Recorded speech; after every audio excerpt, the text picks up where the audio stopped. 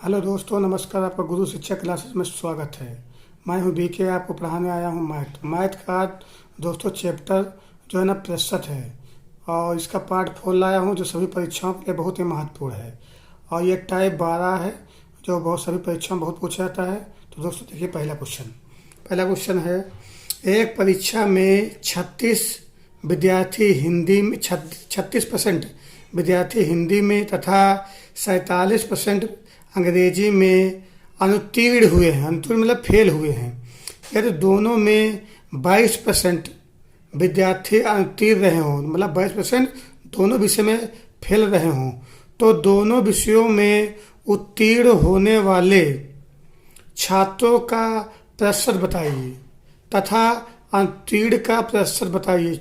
मतलब उत्तीर्ण अनुत्तीर्ण दोनों का प्रतिशत हमसे पूछा है दोस्तों। तो ऐसा कोई भी प्रश्न आता है तो आप ध्यान दें, जिस तरीके से मैं लगा रहा हूँ दोस्तों आप उसी तरीके से लगाइए, प्रश्न बहुत आसानी से हल हो जाएगा। तो दोस्तों पहले दिया गया है 36% विद्यार्थी हिंदी में, पहली हिंदी में बताया है, तो इसको हम ए बराबर मान लेंगे 36% मान लेंगे ए बराबर। फिर बताया गया है प्रश्न में कि 47% अंग्रेजी में, तो इसको बी बराबर मान लेंगे 47% अंग्रेजी में। फिर बताया गया दोनों विषय में जो है ना दोनों विषयों में 22% हैं दोस्तों, तो हम इसको सी बराबर मान लेंगे दोस्तों। जो दोनों विषय में होता है हमेशा उसको सी परसेंट कितना दिया 22%, तो इसी को मान लेंगे दोस्तों। अब इसमें हमसे उत्तीर्ण और अनुत्तीर्ण का प्रतिशत पूछा है इस प्रश्न में, तो दोस्तों इसके लिए आप ट्रिक फार्मूला लगा दीजिए। तो कुल अनुत्तीर्ण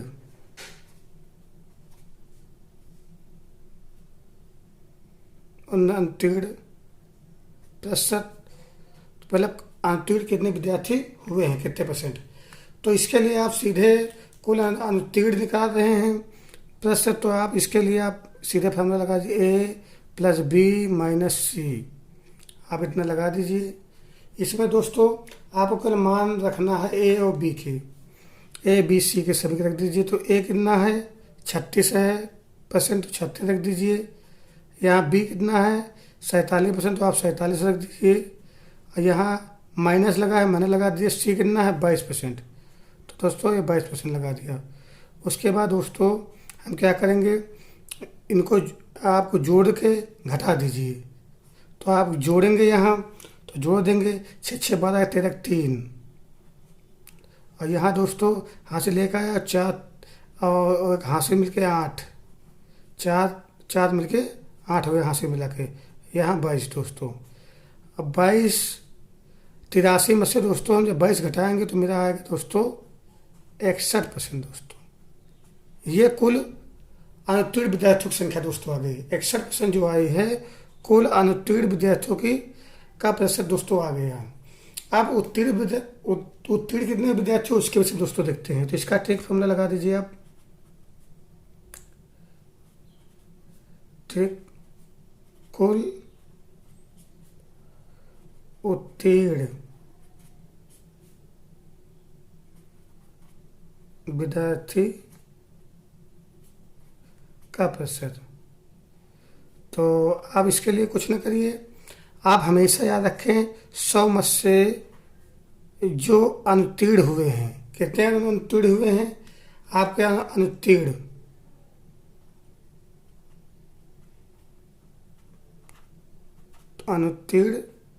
प्रतिशत। तो अनुत्तीर्ण कितने हुए हैं दोस्तों 61% हुए हैं।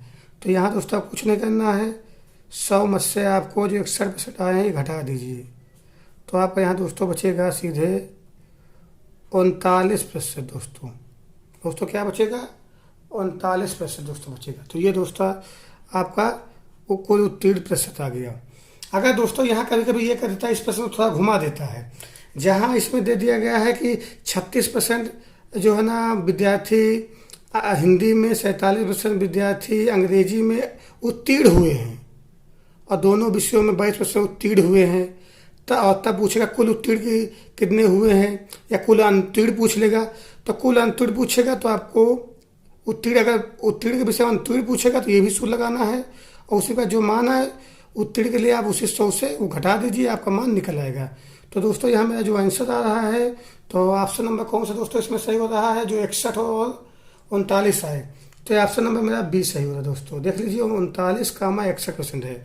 तो दोस्तों प्रश्न जो घुमाता है, आपको घबराना नहीं, यही फार्मूले लगते हैं। अगर प्रश्न में अगर उत्तीर्ण दिया हो तो यहाँ आपसे उत्तीर्ण भी पूछ सकता है, तो आप यही फार्मूला लगा देंगे।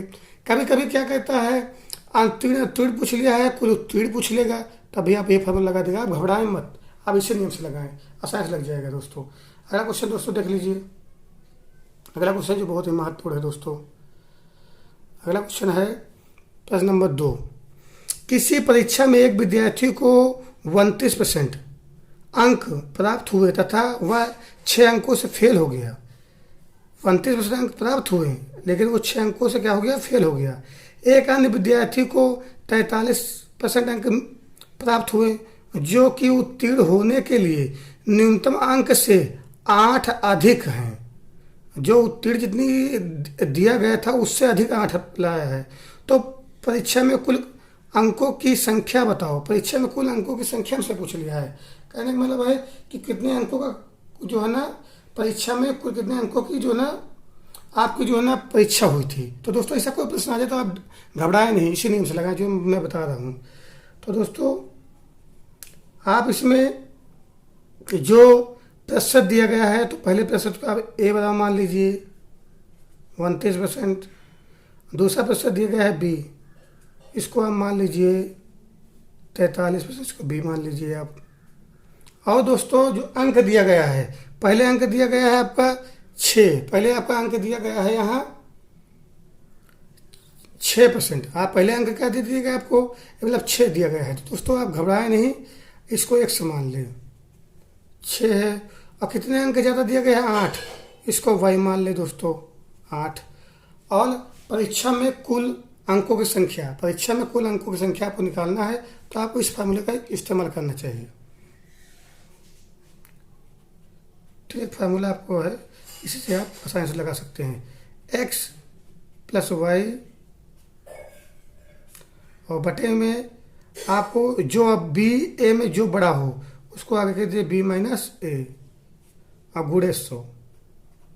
आप इसी फार्मूले का इस्तेमाल करें तो आपका प्रतिशत बहुत आसानी से निकल आएगा। अंकों की संख्या पूछा यहाँ, तो अंक संख्या दोस्तों यही आप सूत्र लगा देंगे। तो संख्या के दोस्तों जब हम ये सूत्र लगाएंगे दोस्तों, तो इसमें एक विशेषता ध्यान दें कि ज़्यादा आप घबराएं नहीं। इसमें ऐसे कोई प्रश्न आ जाए तो आप सीधे ये ध्यान दें कि जहाँ x लिखा हुआ है वहाँ आपको x का मान रखना है 6 जो दिया गया है, y का मान रखा है 8, तो यहाँ 8 धरेंगे दोस्तों। उसके बाद दोस्तों ध्यान दें यहाँ b -1 के तो 43 यहाँ दिया है, और a कितना दिया है 29 दिया है, और गुणे में दोस्तों ऊपर क्या है 100 है। तो उसके बाद दोस्तों ऊपर जोड़ेंगे तो 8 × 6 = 14 हो जाएगा दोस्तों, गुणे 100। उसके बाद बटे में दोस्तों अब यहाँ 43 में से 29 घटा दिए तो 9 × 4 = 13, तो यहाँ 4 बचेगा दोस्तों। और आप यहाँ जब घटा देंगे, इधर हासिल दिया 13 में से 9 घटाएंगे तो 4 बचेगा, 4 लिख दिया मैंने। यहाँ 3 बचा, 3 में से हम 2 घटाएंगे तो 1 बचेगा। यहाँ क्या बचेगा दोस्तों 1। उसके बाद 14 से हम 14 काट देंगे दोस्तों, 14 से 14 हम आसानी से काट देंगे, क्योंकि हम जब काटेंगे 14 तो आसानी से आ जाएगा। उसके बाद आप कितना बचा है 100 बचा है दोस्तों।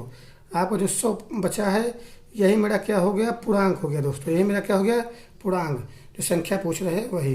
तो ऑप्शन नंबर मेरा दोस्तों क्या सही हो रहा है सी।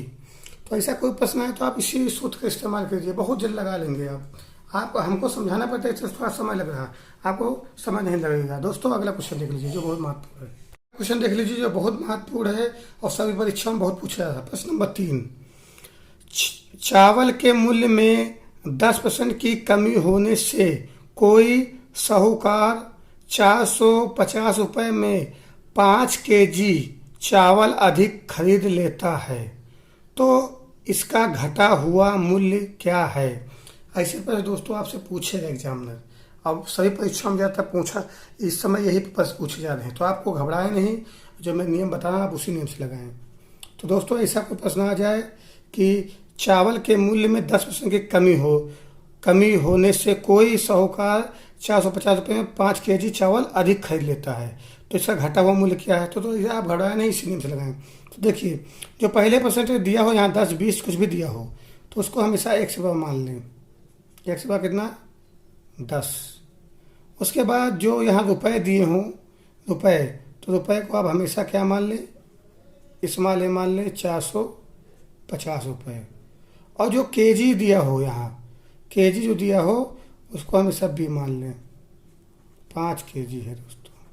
तो उसके बाद दोस्तों आप सीधे जो मैं बता रहा हूँ उससे आप इसी फार्मूले से आप निकाल लें। तो ट्रिक फार्मूला आप लगाइए, तो घटा हुआ मूल्य, तो आप 100/100 गुणे A/B, आप इस फार्मूले का इस्तेमाल करिए, इससे आपको बहुत आसानी से प्रश्न हल हो जाएगा। तो कुछ नहीं करना दोस्तों, इसमें जहाँ x है वहाँ आपको रखना है 10 बटे में क्या है 100। उसके बाद जहाँ a है वहाँ आपको रखना है 450, और जहाँ b है वहाँ रखना है 5। आप कुछ ना करिए, 0 से 0 काट दीजिए, 5 एकम 5 5 9 45, 1 0 उतार लीजिए, तो आपका आएगा 1/10 गुणे 90, तो 0 से 0 कैंसिल हो गया, तो आपका आएगा 9 रुपये प्रति केजी। दोस्तों ये मेरा क्या आ जाएगा दोस्तों? आंसर आ जाएगा, ये मेरा आंसर आ जाएगा दोस्तों। ऑप्शन नंबर कौन सा ही हो रहा है? ए सही हो रहा है दोस्तों। ऐसा कोई प्रश्न आता है आप जरा भी घबराए नहीं, बस इसी नियम से लगाएं, आपका आंसर सबसे पहले आ जाएगा। तो दोस्तों अगला क्वेश्चन देख लीजिए, क्वेश्चन नंबर 4 है, जो बहुत ही महत्वपूर्ण है, सभी परीक्षाओं में बार बार पूछा जा रहा है दोस्तों। तो आप देख सकते हैं प्रश्न नंबर 4 पूछा है, चीनी के मूल्य में 20% की वृद्धि। पहले क्वेश्चन में कमी दी गई थी, इसमें क्या दी गई? 20% की वृद्धि, और यहाँ 20 दिया गया। वृद्धि होने से कोई व्यक्ति 145 रुपये में 2 kg चीनी कम खरीदता है, तो इसका बढ़ा हुआ मूल्य क्या है? अब इसमें बढ़ा हुआ मूल्य हमसे पूछ लिया दोस्तों। तो कोई भी ऐसा प्रश्न है आप मेरे नियम से लगाइए, जो परसेंटेज दिया उसको सबसे पहले x मान लीजिए 20%, और जो रुपए दिए हैं उसको ए बराबर मान लीजिए 145 रुपये, और जो केजी दिया है उसको बी बराबर मान लीजिए 2 kg। बस आपको कुछ नहीं करना है, केवल ठीक फार्मूले को यूज करना है, जिससे आसानी से आप प्रश्न हल कर लें। तो चीनी का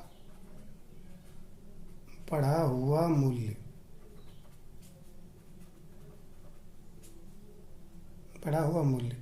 आप इसके लिए 100/100 A/B, चाहे कमी की बात करें चाहे बढ़े, आपको इसी ठीक फार्मूले का इस्तेमाल करना है। उसके बाद आपको दोस्तों जहाँ x है वहाँ क्या रखना है 20, और बटे में क्या दोस्तों चल रहा है 100। उसके बाद जहाँ a है वहाँ क्या रखना है 145, और बटे में क्या रखना है 2। और दोस्तों इसको हम हल करेंगे तो 2 एकम 2 और 2 दहम में 20, तो 10 गुणे 145 और बटे में हो जाएगा 100। तो यहाँ दोस्तों हम क्या करेंगे, 0 से 0 काट देंगे, तो 145/10। अब अगर 10 से भाग देना है तो जितने जीरो हों संख्या उतारकर पीछे से उतने अंक आगे दशमलव लगा देते हैं। इसलिए हमने 145 यहाँ दोस्तों लिख लिया। एक जीरो है तो पीछे से गिनकर एक अंक के बाद दशमलव यहाँ लग जाएगा दोस्तों, यह दशमलव। अब दशमलव लग गया तो आप दशमलव पीछे जीरो बढ़ा सकते हैं, कोई दशमलव लग गया जीरो बढ़ा सकते हैं। तो मेरा दोस्तों आंसर जो आएगा वो आएगा 14.50 रुपये प्रति केजी। यही दोस्तों मेरा क्या हो जाएगा, आंसर हो जाएगा। तो ऑप्शन नंबर कौन सही हो रहा, सी दोस्तों सही हो रहा। तो दोस्तों अब अगला क्वेश्चन देखते हैं, जो सभी परीक्षा में बहुत पूछा था, बहुत ही महत्वपूर्ण दोस्तों। अगला क्वेश्चन देखिए दोस्तों, प्रश्न नंबर 5 देख लीजिए, जो टाइप 14 है दोस्तों। ये भी बहुत महत्वपूर्ण प्रश्न है, इसी प्रश्न सभी परीक्षा में बार बार पूछे जा रहे हैं। तो दोस्तों देख लीजिए, किसी वस्तु का मूल्य 10 रुपये प्रति केजी से घटकर 8 रुपये प्रति केजी हो जाता है और कोई व्यक्ति उस वस्तु की खपत में कितने प्रतिशत की वृद्धि करे जिससे उसका खर्च पूर्ववत रहे। ऐसा कोई प्रश्न आता है दोस्तों, तो आप मेरे नियम से लगाइए। तो दोस्तों आप हल करने से पहले दिया गया है कि वस्तु का मूल्य 10 रुपये प्रति केजी से घट गया, तो पहले जो दिया गया है वो ए बराबर हम लिख देंगे 10 और फिर घट का कितना हो गया 8 रुपये, इसको बी बराबर मान लेंगे दोस्तों, बी बराबर 8 मान लिया। उसके बाद दोस्तों आपको इससे पूछा है खपत में कितने प्रतिशत की वृद्धि करें, तो ट्रिक फार्मूला इस्तेमाल करें। खपत में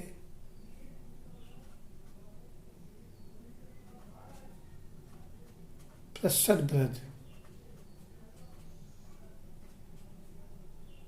तो ऐसा कोई आता है तो आपको याद रखें ए माइनस बी बटे बी, आपको अगर लगाना गुणे में 100, ये आपको ट्रिक फार्मूला लगा देना है, आपको कम समय में आपका आंसर आ जाएगा दोस्तों।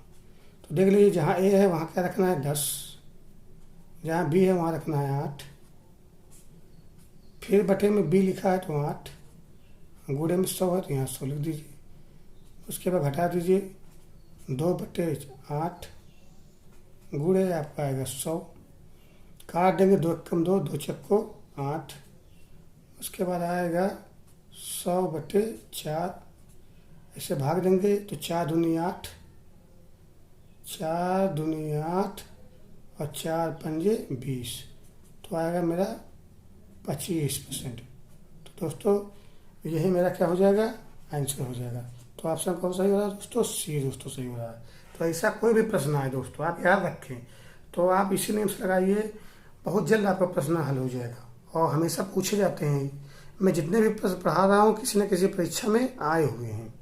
तो दोस्तों अगला क्वेश्चन देख लीजिए, प्रश्न नंबर 6, किसी वस्तु का मूल्य 20 रुपये प्रति केजी से बढ़कर 30 रुपये प्रति केजी हो जाता है, कोई व्यक्ति खर्च पूर्वत रखने के लिए उसकी खपत में कितने प्रतिशत की कमी करे, खपत में कितने प्रतिशत की कमी करे। तो ऐसा कोई प्रश्न पूछता है, यहाँ कमी की बात पूछ ली गई है। तो दोस्तों ऐसा कोई प्रश्न आता है तो आप याद रखें,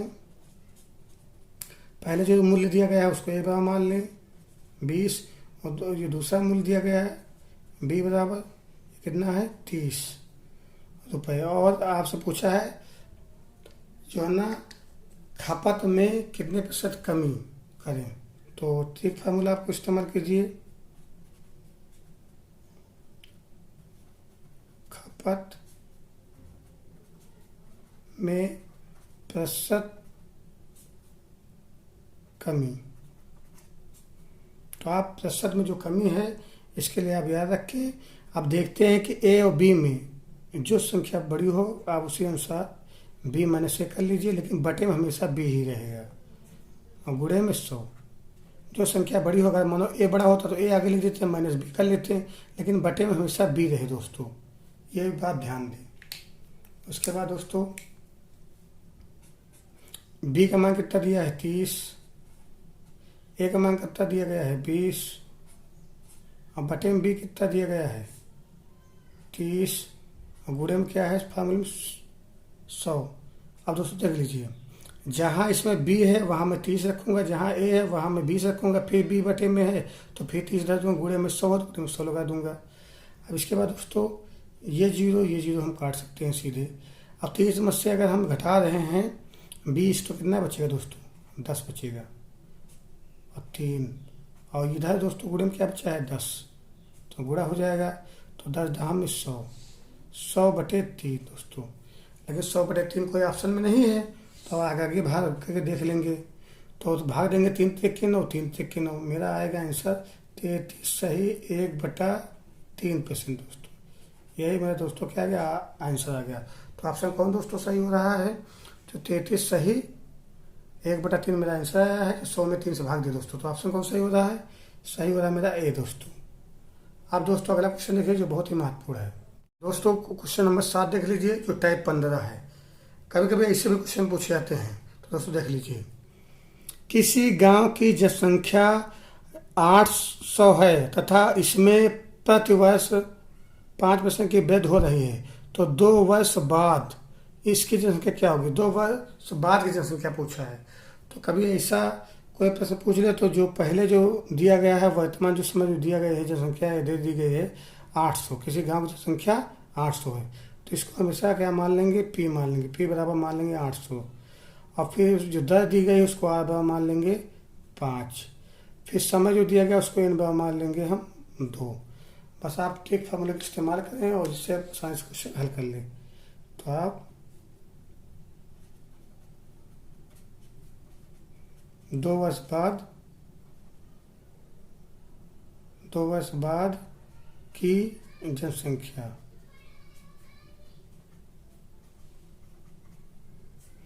दो वर्ष बाद की जनसंख्या, तो आप ध्यान दें इसको।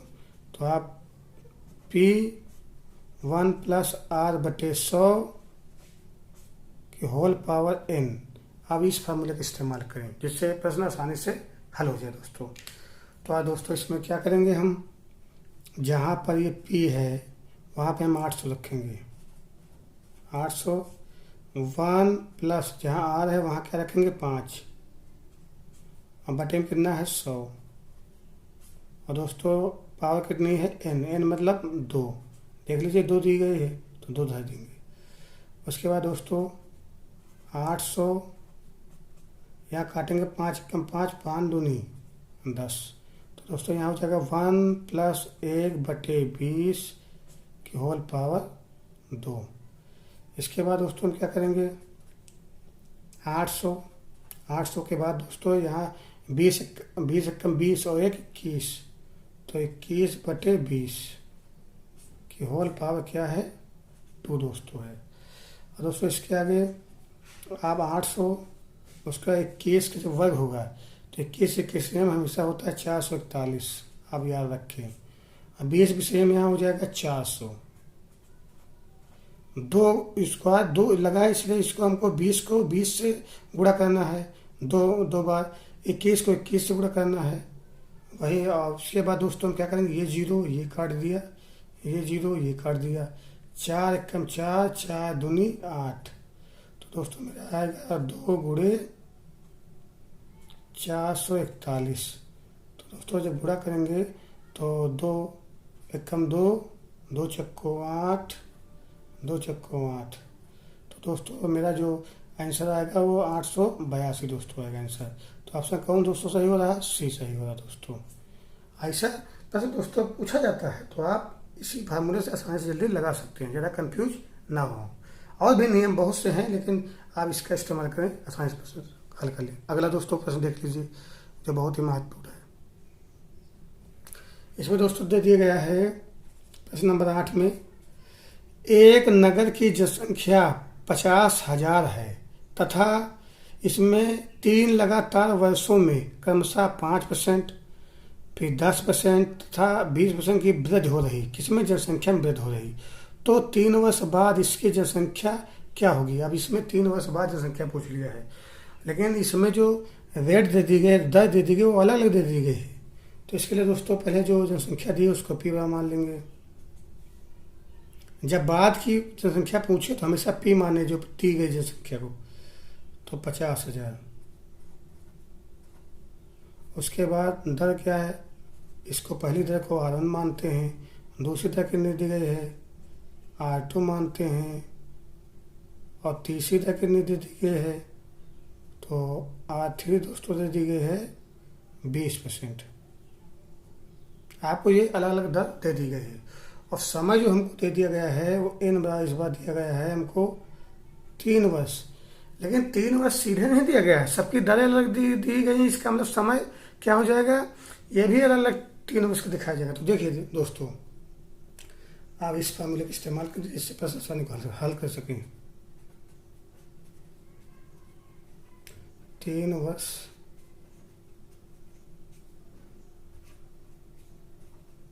वर्ष बाद की जनसंख्या, तो इसके लिए दोस्तों आप याद रखें P 1 plus R1/100, 1 plus R2/100, 1 plus R3/100। आप इस फार्मूले का इस्तेमाल करें। अब समय आपको दिखाना नहीं है, 3 है तो 3 दर दे दी गई है, तो समय एक एक समय ही दिखाया जाएगा। पहले बस इसमें दर दे दी गई तो 3 बार हम दिखा दिया तो समय 3 बस पूरा हो गया।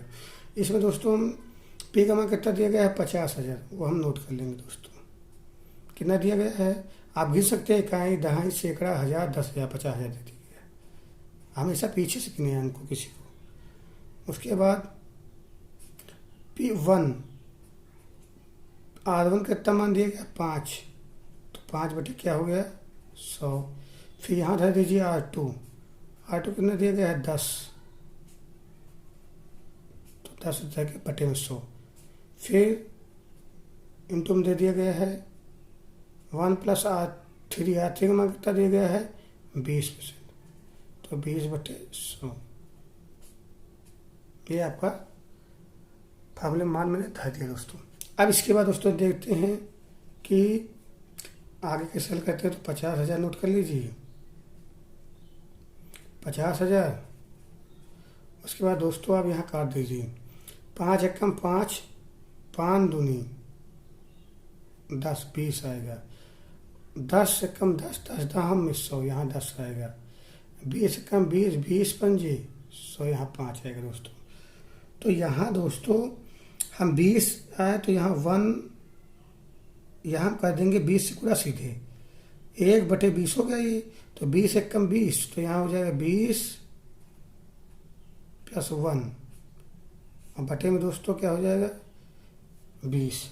यहाँ दोस्तों हम करेंगे 10 है तो 10 एकम 10, और एक यहाँ है दोस्तों, 1 एकम 1 कटा ना, 10 एकम 10, तो 10 एकम 10 1 11। तो आप सीधे लिखते 11/10।